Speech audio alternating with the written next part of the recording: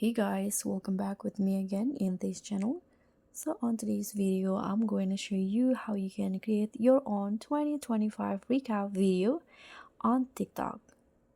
So you don't need to spend hours of editing. Here, I'm going to show you the fastest way to use trending templates and the auto sync feature to make a professional looking year in review in under 5 minutes.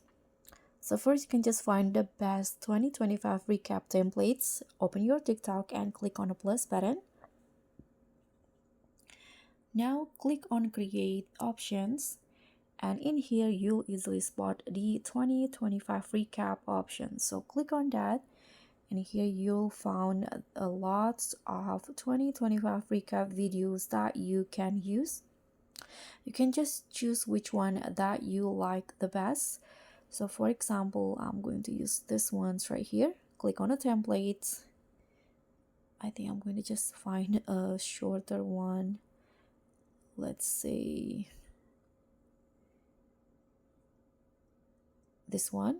Click on try this template, and here I'm going to just use a photos to make it quick. So just choose your best moments of the year to add into the templates. For example, I'm going to just add random photos in here.